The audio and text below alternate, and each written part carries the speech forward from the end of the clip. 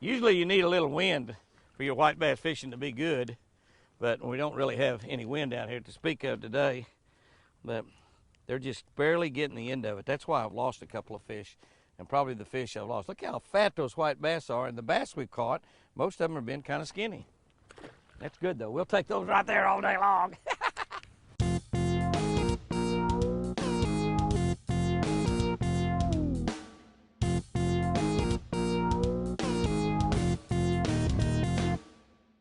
Hey guys and girls, it is a beautiful fall morning out here on Lake Texoma. That's right, Lake Texoma.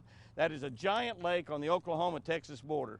And we're going to be trying to catch a few bass out here. As y'all know, if you know anything about Lake Texoma, it is famous for its striper fishing. Literally millions of stripers are in this lake, and they catch them out of here by the thousands every single year. They fillet them and eat them when they catch a limit, but they catch way over a limit almost every single guide trip. My buddy down here, Bill and Chris Carey, they have Striper Express. You want to go striper fishing on Lake Texoma, you give those guys a call for sure.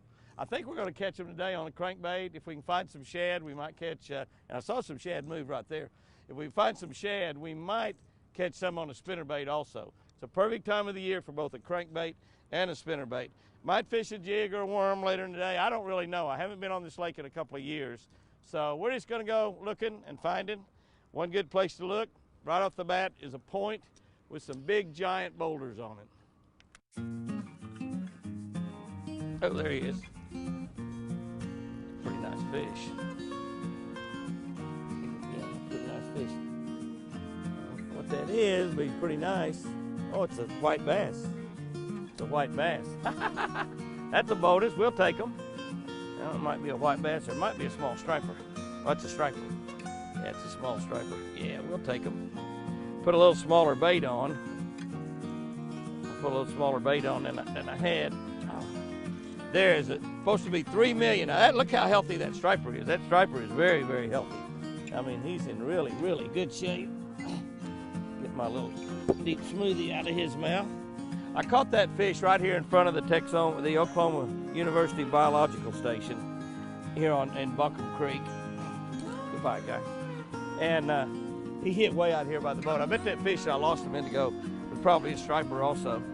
But this is the Oklahoma University Biological Station. We'll take a look at it. You can't hardly see it. I'm kind of in close there, but they've got rooms for the kids to stay there, and they come down here and learn biology. And Dr. Lauren Hill, my buddy, and he's passed away, but Dr. Lauren Hill used to run, he was the head of the zoology department there at the University of Oklahoma. And I used to come down here and fish with Lauren, and he would bring the kids down here, and of course this is where they learned about biology and zoology and got their degree from the University of Oklahoma. It's a great, great program, an incredible place. And I just had to stop and fish in front of it, just kind of for Lauren's sake. You know, Lauren developed the color selector. It's a 9-year study there at the University of Oklahoma. And I helped him with that quite a bit, not the entire 9 years, obviously. Some of you thinking, it took you 9 years to get through college, Jimmy? No, it did not. 4 years, that's all, 4 years, that's right. But anyway, we developed the color selector there at the University of Oklahoma, and all the tanks that we used was there at OU, but we'd come down here to Texoma a lot, and we'd stay right here at the biological station, and actually fish Lake Texoma, testing the things that we learned in a fish tank, testing them on actual fish out here. And it is it's an amazing deal to take what we learned up there in the tanks and bring them down here and actually put the colors on and test various colors, the best color against another color, and the color that the color selector told us to use would win basically almost every time. I mean, you might be catch like 5 fish to 1 using the correct color, and then we'd swap baits. You know, Lauren and I would fish, and after about 4 or 5 fish, we would swap baits. And when we swapped baits, the other person would end up catching the fish. So color is a really important thing. And of course, right now we're throwing shad colors down here in these deep smoothies because that's what the fish are feeding on. Lots of striper boats around. You see, I can see 3 of them right there in front of me. And they're mostly trolling. We're not going to do trolling. We're fishing for bass, but hopefully we'll catch some of those stripers, and hopefully I'll get one up 6, 7, 8, 9, 10 pounds. There's one. Oh, baby. A little one of some kind. Little guy of some kind. I think this might be a white bass. Yeah, now that's a white bass. Now we've caught really largemouth and white bass and stripers, and this is a white bass right here.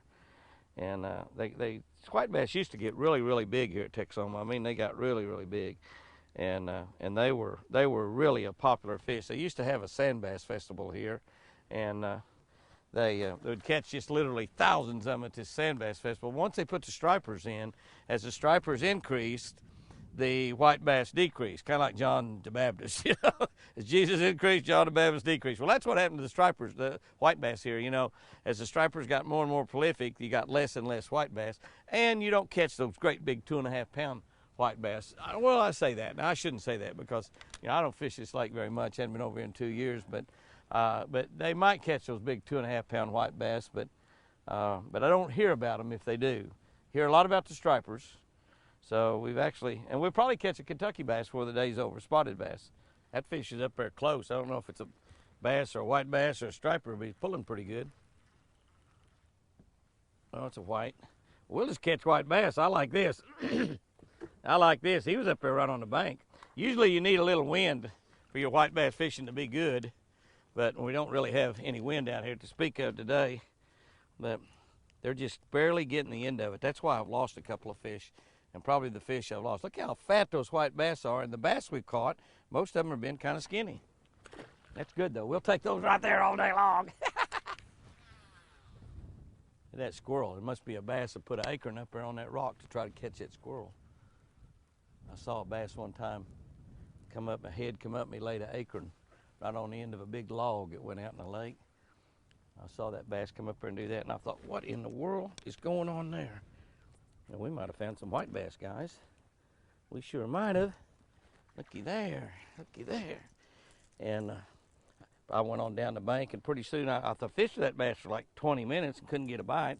I went on down the bank, and I heard this big splash, and I looked back there, and that bass come up and ate a squirrel that had come out there to get that acorn. And so I went back over there, and I fished and fished and fished. I put on acorn-colored baits, and fished and fished and fished. That's a nice white bass right there. I turned around to leave, and I heard a big splash, and that bass come up and ate another squirrel. I'm lying, I'm dying. Oh, there's one right there. I got a trot line or something right here. I don't want to get the line in it. I think that's going to be another white bass. He feels like the way he's fighting. I'm loving those white bass. Been a long time since I've caught many white bass. I about forgot. They're getting bigger too, aren't they? I about forgot, really, how much fun they are to catch. They definitely are a lot of fun to catch. A lot of people, I mean, they fish for white bass all the time. You know, they troll for them a lot. It's an easy fish to catch when you find them and get in them. Those are pretty good eating fish too. They're really pretty hard to clean because their bone that you got to cut through there is pretty tough. But that's a 1.5 pound white bass right there. That's a pretty good one. Well, I said I was going to fish this point, and I was going to leave and run down the lake, try to find some largemouth. I'm going to keep fishing this point a little bit more.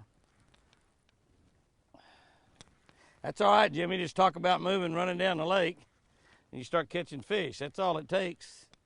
Just talk about moving, you start catching them. Not catching largemouth, but who cares? Catching fish, that's all we care about. Yeah, that's all we care about is catching fish. They were definitely doing that for sure. Boy, I'm telling you, those little hooks on that deep smoothie are the most amazing hooks. Another nice white bass. All right, Jimmy, now we're talking. Keep chunking. Keep winding. Ooh, I had another bite right there. What? Oh, one thing good about, oh, he come off. One good thing about white bass is they're school fish, so if you find them, you're apt to find a lot of them. And one of the things that happens in the fall of the year, we used to do it a lot on 10 killers. We'd go into these creeks. And we'd just fish off the bank. We'd get down there and fish off the bank. We'd walk down the bank where we had wind blowing in, and we'd catch all of these big white bass. I mean, lots and lots and lots of them. Golly, that is strong. Well, that's a striper. Now that's a striper there, see? Boy, he's fat too. Look how healthy he is. These stripers are a little bit wilder. And they're a little bit harder to get a hold of. You got to really be careful. You got to really be careful, or you're liable to have a hook in your mouth or in your hand. I guess you could have a hook in your mouth. I guess you could. This guy's got a hook in his mouth. Fish cannot feel pain. Jimmy can feel pain. Hold on to him tight, Jimmy.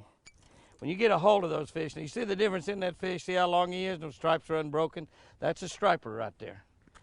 And that's a good eating fish right there now, I'm telling you. And they catch a jillion of them out of here. If you're going to come to Lake Texoma fishing, you know, you can always catch a mixed bag of fish down here. This is one of those lakes that's got a lot of different species of fish. A primary fish that they fish for here, in addition to largemouth bass, is a striper. And let me tell you, you can catch stripers really all over this lake. They say they've got 3 million stripers in here. I have no idea who counted them. That's got to be a tough job, but they have a lot of stripers. I know that. They catch literally thousands of them out of here every year. And if you want to be able to find the stripers, you can really kind of watch the birds around where you see seagulls diving down into water. There's some stripers down under where they're doing, because they're going down there feeding on shad, and the stripers are feeding on shad just like the birds are. But one of the things you can do is just get on the rocky banks like we've done today, particularly in the fall, the winter, the early spring. Get on banks and throw a deep diving crankbait. This is a little American Original Deep Smoothie. This is a small size. I've caught more on the small size today than I have the large size. And just start going down the bank. Concentrate on rocky points. Concentrate on rocky points. Keep your eye out for shad. Where you see shad moving, flipping on top of the water, that's where you want to fish. Move kind of fast, just like you're bass fishing. Move kind of fast, cover a lot of water. When you hit a little area and you catch one, slow down, circle around in there, throw all around. And don't be afraid to throw out to the other side of the boat. Throw out to the other side of the boat also. That works really, really well. But you can come to Texoma and you can have a lot of fun. Get back up in some of the major creeks. We've been in Buncombe Creek mostly today, but you can get in the major creeks, you can get out on the main lake. Rocky points are kind of the key things in the fall of the year, and also it works very good in the early spring too.